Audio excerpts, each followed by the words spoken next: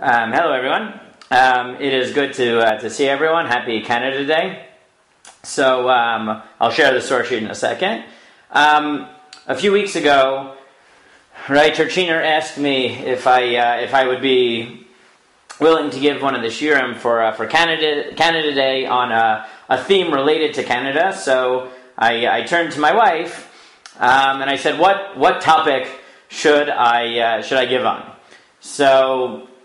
For those of you who don't know, I'm originally from New York, though I spent 3 wonderful years in Toronto with all of you. But my wife is born in Canada, multiple generations of Canada on both sides. So I asked her, what is a good Canadian topic? And she said, well, I should talk about the different styles of politeness, or lack thereof, between Canadians and New Yorkers. And she told me I should start with the story right after, it was either right after her and I got married, or maybe it was right after we got engaged, and I came to Toronto. We were downtown, and we were trying to find directions back to the subway, so we stopped someone in the street for a second to ask for directions. And the woman stopped, and she said, I'm really sorry, I can't stop to tell you directions. I'm running. I need to catch a bus.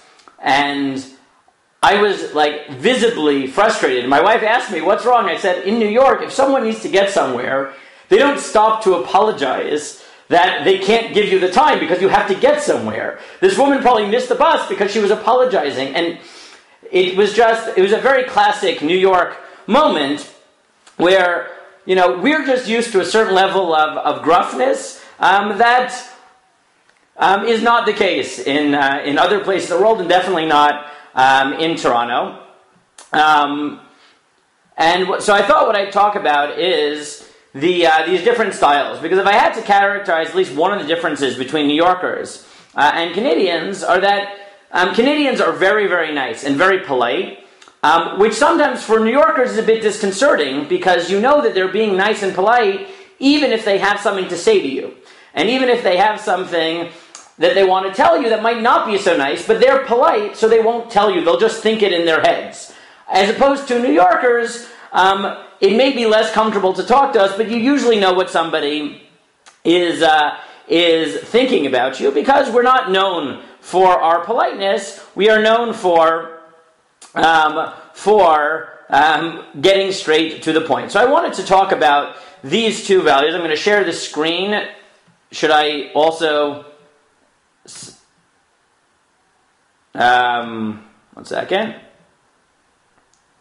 Should I also... did I see a chat? Post the chat. Okay, how should I post it? I can do an attachment in the chat here. With the source sheet as well. Chat. Yeah. Though I don't think I can do it with the sheet that I'm currently sharing, right?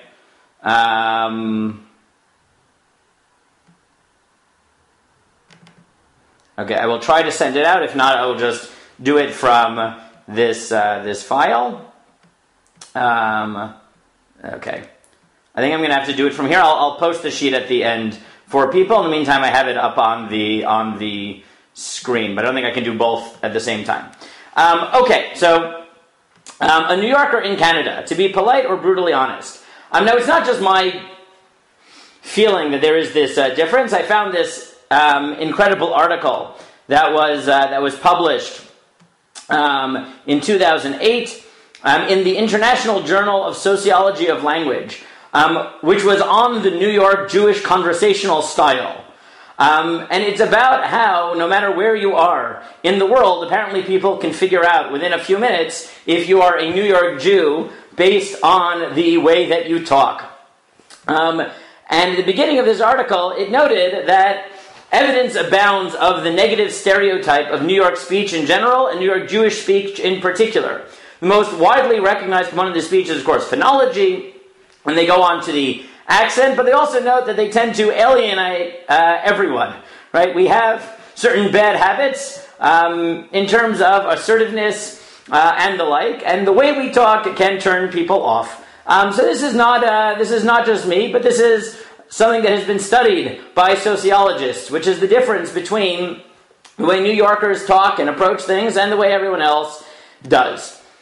So if I had to present the two models, right, the New York model, which is we're not necessarily always so polite, but you usually know what we're thinking about you, whether that's good or bad, or the value of being polite at the cost of sometimes knowing for sure what it is that people think about you. So the values on the two sides, on the one hand, the value of the New York style, let's call it, is, as rough as it sometimes is, it's usually pretty truthful. We're not usually scared to say our mind. So the value there is truth. The downside is that you're hurting people's feelings often by being brutally honest. Being polite and sometimes not speaking your mind obviously has a benefit in the fact that it doesn't hurt people, but sometimes there is this concern that perhaps it lacks a bit in honesty. So those are the two values that I want to explore. For those of you who want, afterwards I gave you at the top here, just for fun, a YouTube clip called "Canadians Are Not the Nice Ones," where it's a Canadian comedian talking to a bunch of Canadians, and he says, look, we have to admit Canadians are not the nice ones. I know we're polite, but if you ask an American what they think of Canadians, they always say, oh, they're so nice up there. When you ask Canadians what they think of Americans or New Yorkers, well, in front of them they might be nice, but behind their back, they may not be as supportive. So these are the two values that I want to outline. So obviously, in value of being honest, shall we say, is the prohibition of being dishonest, which we have here in source 4, Midvar sheker tirchak v'naki v'tzadik al ta'arog, ki lo atzdik rasha, keep far from a false charge, do not bring death on those who are innocent, and in the right, for I will not acquit the wrongdoer. And Chazal classically see in this a broader principle, to not lie, to be honest. But on the other hand, as I said, often being brutally honest can hurt people's feelings, and being polite is a way of protecting people's feelings, and that's also a Torah value. In general, it's the value of avoiding this principle known as onat dvarim, of painful words. And the Mishnah in Bava Metzia here in source 5 tells you that just like there's a category of fraud or ona'ah in buying and selling, so too do they apply to the spoken word. And then it gives examples. One may not say how much is the object if he does not wish to buy it. We'll skip down here a little bit. Right? If one is descended from converts, another should not say to him, remember the deeds of your ancestors, for it is said in a stranger, you shall not wrong or oppress. Now here, the convert is indeed a convert, or the descendant thereof, but under the assumption that it would be painful to remind them that they're not a natural-born Jew, there's benefit to not being brutally honest, because it'll hurt their feelings. You see these values on the two sides. But there, of course, we're just talking about holding back from saying something. But the question that we really need to explore is it legitimate to be somewhat dishonest in order to protect people's feelings? Because, as we said, a New Yorker who's being brutally honest often might rub people the wrong way. And being polite, in order to protect people's feelings, sometimes requires us to lie a bit or bend the truth. And, if they say, did I do anything wrong? If you don't want to hurt them, you say no, right? Which is not 100% honest, right? Maybe you think they said something they shouldn't have by accident, so you don't want to embarrass them, but objectively they said something hurtful or wrong. So you say, no, you didn't say anything wrong, you didn't do anything wrong.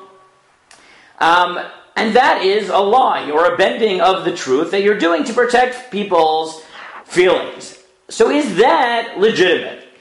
So there are many sources that indicate that it is. That in fact, you're allowed even to lie or bend the truth in favor of protecting people's feelings. The category in halacha is called mishanin mipnei hashalom. That you're allowed to change the truth or alter the truth for the sake of peace. The Gemara's classic example comes from number 6. When God tells Avram and Sarah that they're going to have a child, so the Torah tells us, "Vatitzchak Sarah b'kirba lemor acharei viloti hayta li edna v'adoni zakein." Sarah laughed inside of herself and said, "After I'm old and withered, am I going to have hayta li edna? Will I have enjoyment? Will I have children?" And then she says, "V'adoni zakein." And how am I going to have a child when my husband is old? He was nearly 100. It was true. But still, it's not nice to say that the reason you're not going to be able to have a child is because your husband is so old. So when God repeats her message to Avram, God says, "Vayomer Adonai el Abraham, lama zet tzachaka Sarah leimor." Why did Sarah laugh, "Ha'af umnam elei v'ani zakanti," and say, "Shall I in truth bear a child, old as I am?" And he didn't mention the fact that Sarah had placed the main blame of age not on herself, but on Avram. And from here, the Gemara derives in number 7, the Debei Rabbi Shmuel Tana, Gadol HaShalom. What you learn from here is that peace is great. Sha'af HaKadosh Baruch Hu Shinabo D'Me'ikar K'tiv Adoni Zakein U'Blasof K'tiv V'Ani Zakanti. You learn how great peace is because even the Holy One, even God Himself, departed from the truth, because Sarah had said, "My husband is old," and God reports her statement as she is old. And here you see pretty explicitly that the Gemara feels that it is legitimate to lie or change the truth in favor of protecting people's feelings, in favor of being polite, courteous, and sensitive. So that's a point, shall we say, for the Canadian versus New Yorker side of the equation. And the Gemara in number 8 tells us that it's not only peace that you can lie for, but when describing what defines a scholar for purposes of returning lost objects, the Talmud says that with regard to these 3 matters alone, it is normal for sages to amend their statements and deviate from the truth. There are 3 things that scholars routinely lie about. 1, with regard to a tractate, which, as Rashi understands, is if someone says, did you study this whole tractate of Talmud? He's allowed to say no. And the Meiri from here derives that you're allowed to lie for the sake of humility, not just this local question, but for the value of humility. You're allowed to lie about puraya, which is something to do with sexuality. The word literally means bed. And ushpiza, which has something to do with lying about hospitality, perhaps underplaying someone's hospitality to not encourage everyone to hound them to host them. But what you see again in this Gemara is that there's a host of different values in which, in order to be humble or modest or take care of other people, we are allowed to lie, bend the truth in favor of people's feelings. And you get this again in a celebrated passage in Ketubot number 9, where the Talmud says that the sages taught, how does one dance before the bride? Meaning, what does one recite while dancing at her wedding? And here, at least at first glance, you get the dispute between the New Yorker, though I would hope no New Yorker would actually be this rude, but you never know, and the Canadian. Beit Shammai says, one recites praises of the bride as she is, emphasizing her good qualities, meaning you call it as it is. If she has good qualities, you talk about them, but you don't lie. And Beit Hillel says, one recites a fair and attractive bride. Beit Hillel says, no, you're allowed to even lie and say she's beautiful, even if she's not. You're allowed to play up how great the bride is, even playing on qualities she has that she may not have. Now, many of the commentaries say that you're not actually lying, because beauty is in the eye of the beholder, and therefore, by definition, this is a subjective category. But you're clearly bending the truth, at least in your perception, and speaking based on the assumption of what you think the husband believes. So there is a certain amount of playing with the truth, but Beit Hillel said that's the right thing to do. And then Beit Shammai and Beit Hillel discuss why it's better either to only say the truth and nothing but the truth, or why it's legitimate to elaborate, change the truth, lie a little bit to make the husband feel better. So Beit Shammai says to Beit Hillel, in a case where the bride was lame or blind, does one say with regard to her, a fair and attractive bride? But the Torah states, keep you from a false matter. Meaning, if there are objective reasons to say that she's not beautiful, are you telling me that it's better to lie just to protect the husband's feelings? And Beit Hillel responds, Beit Hillel said to Beit Shammai, according to your statement, with regard to one who acquired an inferior acquisition from the market, should another praise it and enhance its value in his eyes, or condemn it and diminish its value in his eyes? You must say that he should praise it and enhance its values in his eyes, and refrain from causing him anguish. From here, the sages said, a person's disposition should always be empathetic with mankind, and treat everyone courteously. In this case, too, once the groom has married the bride, one praises her as being fair and attractive. And again, the simple understanding of this passage is that Beit Shammai errs on the side of honesty, even if it might create a bit of discomfort. Though obviously he wants to minimize that as much as possible. He says you should try to talk about her good qualities, but he's not willing to lie simply because that's the social protocol, to say, oh my God, the bride looks beautiful. He's not willing to lie, even if that's what's going to make everyone feel good. He says try to minimize the problem by finding good things to say, but you can't lie. And Beit Hillel, perhaps only in this case because of the subjective standards of beauty, but at any rate tells you that he's willing to give up on some understanding of the value of truth in favor of a value of politeness and courtesy and the like. And you find many stories in the Talmud that support this, what we'll call the Canada side of the equation. So just to see a few more quickly, the Talmud in Eruvin 53b tells you that Rabbi Yeshua ben Chananya was once staying at a certain inn, and the owner had prepared a meal of beans for him on day 1 and on day 2, and each of those days he ate everything. But then, picking up in the middle of the story, on the 3rd day she oversalted them, so they were inedible. As soon as I tasted them, I withdrew my hands from them. She said to me, my rabbi, why aren't you eating the beans as in the previous days? Not wishing to offend her, I said to her, I've already eaten during the daytime.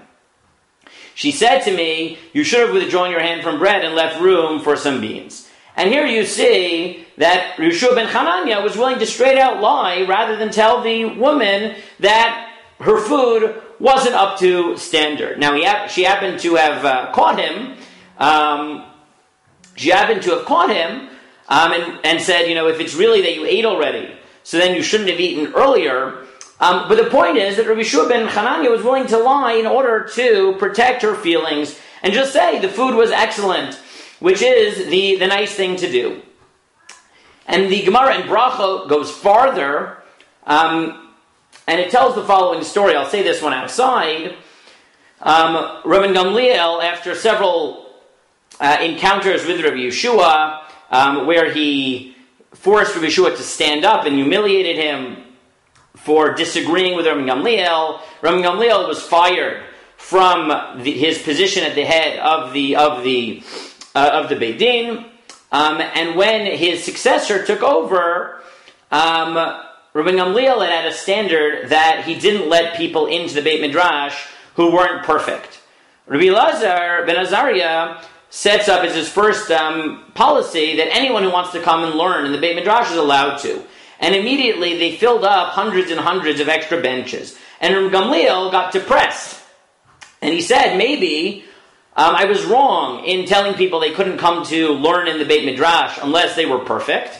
and a voice from heaven comes out and says, no, the people who come are not perfect, you were right in what you did. But then the Talmud says that it's not true. In fact, Rabbi Gamliel was wrong for having barred people from the Beit Midrash, but God didn't want Rabbi Gamliel to be sad, so he lied, and he said, you were right, the people that came to the Beit Midrash are not worthy. So you see that even God himself, as we saw earlier, is willing to lie to protect Rabbi Gamliel's feelings. On the other hand, there are other sources in Chazal that support the be honest, even if it's going to hurt someone's feelings side of the equation. So, if you look at number 12, the Torah says that when the brothers of Yosef they were angry at Yosef because Yaakov loved him more. So the pasuk says, "Vayiru achav ki oto ahav avihem mikol achav vayisnu oto v'lo yachlu dabra l'shalom." When his brothers saw that their father loved him more than any of his brothers, they hated him, so they could not speak a friendly word to him. Now, it could be that the simple meaning of this verse, as the Torah Aruch notes in 13, is that they hated him so much that they could never say a good word about him, not in front of him, not talking to other people, and that this verse is criticizing them. However, Rashi quotes a tradition that appears in several places in rabbinic writing that actually says that even though it was wrong for Yosef's brothers to hate Yosef, the fact that they didn't say anything nice about him is actually a praise of them. And Rashi says, "V'lo yachlu dabro l'shalom," they could not speak peaceably to him. From what is stated to their discredit, we may infer something to their credit. They did not speak one thing with their mouth, having another thing quite different in their hearts.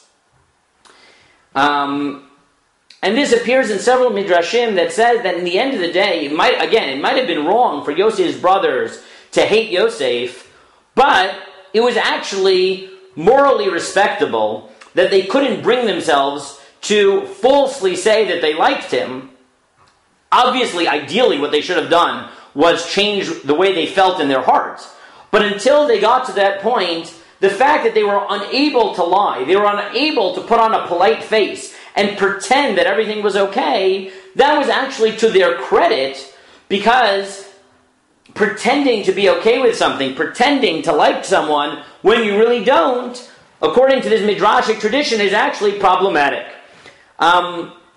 And I'll just note that the Yereim, Rabbi Elazar of Metz, actually thinks that being two-faced, right, being hypocritical in this way of only saying nice things to somebody's face, but being willing to say not nice things behind their back, that's actually the paradigm of Lashon Hara.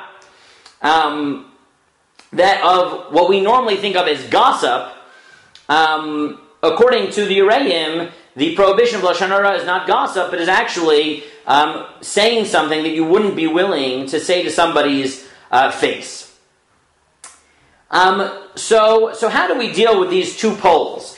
We've seen several sources that say it's legitimate to lie or bend the truth, to be polite, to be Canadian, and protect people's feelings, even if that means that you don't tell people what you're thinking.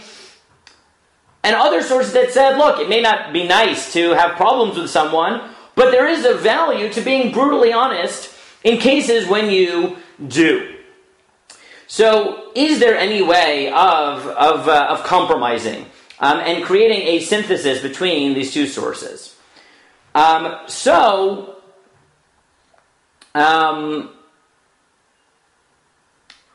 answer this, I want to move to a passage in Yevamot, Samach Gimel, which I actually spoke about at my Chassan's Tish, which was the first thing that my wife said to me. I spoke about it 9 years ago, before we got married at the Bayit.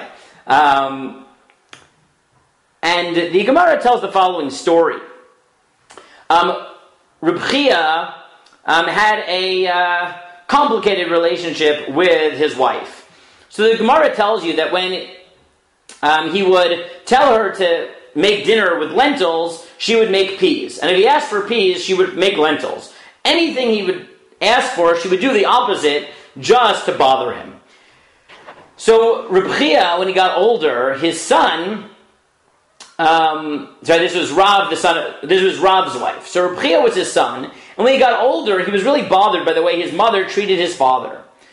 So what he started doing was he would, if his father told him, tell your mother that I'd like lentils for dinner, he would say, Dad wants peas. And then to anger him, she'd make lentils, and at the end of the day, Rav would get what he wanted for dinner. And eventually, Rav suspected something was weird, so he said to Reb Chia, what's going on? So Reb Chia told him, well, it is I who reverse your request to her. And Rav criticizes him. And he says, you should not do so, right? Don't lie to her. And he quotes a pasuk in Yirmiyahu that says, they've taught their tongue to speak lies, they weary themselves to commit iniquity. And if you attribute such a request to me, you'll have uttered a falsehood. Meaning it was wrong of you to lie. So all the commentaries ask, and they say, why was it wrong to lie? We know that it's permitted to lie for peace. So if it's permitted to lie for peace, why was it wrong that Reb Chia was lying to his mother so that she would make the dinner that Rav actually wanted, so that they would have peace between them? What was wrong with what he was doing? It seems to fit the standards of when you're allowed to lie. So the commentaries here divide, and we won't have time to read it inside, so I'll tell it to you outside, and I've given you an English summary. As soon as I'm finished, I will post the source sheet for you to look it over. The Maharsha, you know what, I'll run here to an English summary by Ray Yitzhak Blau. So he says, the Maharsha sees the key as follows. Cite the verse from Yirmiyahu is the key to the answer. The prophet there speaks about learning to prevaricate. A situation in which Chia would constantly lie to his mother would train him for a life of deceit. While the occasional lie to protect someone's feelings will not have a negative educational impact, an ongoing pattern of falsehood will. Therefore, Rav directs Chia to stop. And Rosh Zalman Auerbach takes this farther, and he says, perhaps the problem here was just that Chia was a child, and children, if you train them to lie, even for good reasons, they may come to believe that lying is okay. So even though technically the lie was legitimate as an educational model, it was the wrong choice. However, there are two perspectives that I think help us really square the two approaches we've been seeing. One is the Iyun Yaakov. The Iyun Yaakov says, look, you should only lie in a case where you're going to be able to lie to protect someone's feelings and the truth is not going to come out. Because if the truth is going to come out, so then they're just going to be angrier. And then therefore he's saying, look, if it happened once, that'd be one thing. But to make a lifestyle of it, you're just setting us up for disaster.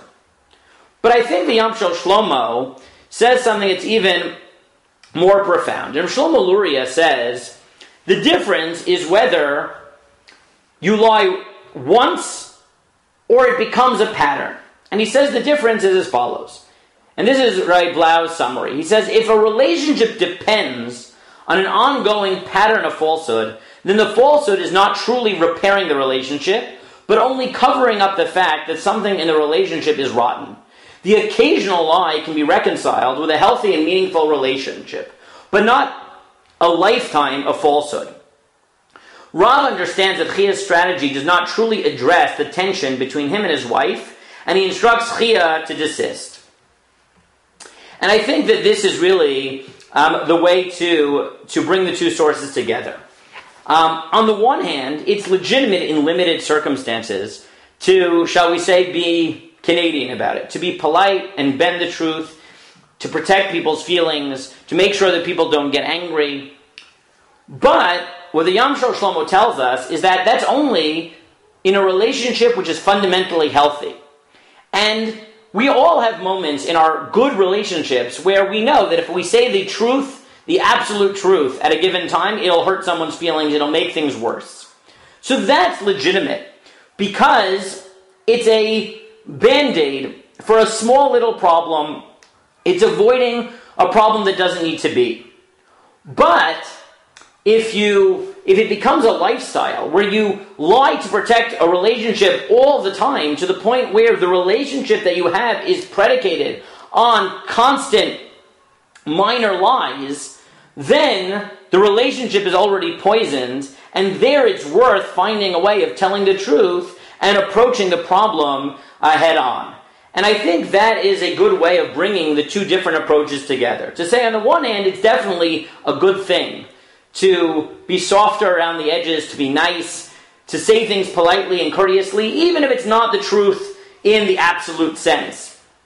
But on the other hand, if in order to protect a relationship, you need to be constantly lying, because there's really something flawed in the relationship, and these constant lies are just a way of pretending that there isn't a problem, so then it's worth biting the bullet, and even if it might hurt, to be honest and then forge a healthier relationship. And therefore there is place to both that honest, even if it's going to hurt attitude that you sometimes find in New Yorkers, and the be polite, even if it's not 100% honest, to make situations better. And both of them really have their place as long as the goal is to maintain a relationship which is predicated on being courteous and kind, but also truthful to the people in the relationship. And I see I'm already over my time, an article by Rabbi Jachter where he suggests from his students at TABC 3 other suggestions of how to deal with this, but we don't have time for it, so I will share the sources on the chat now so you can look at it afterwards if you'd like. It was wonderful to see everyone and learn with you. I hope you're all enjoying your Canada Day.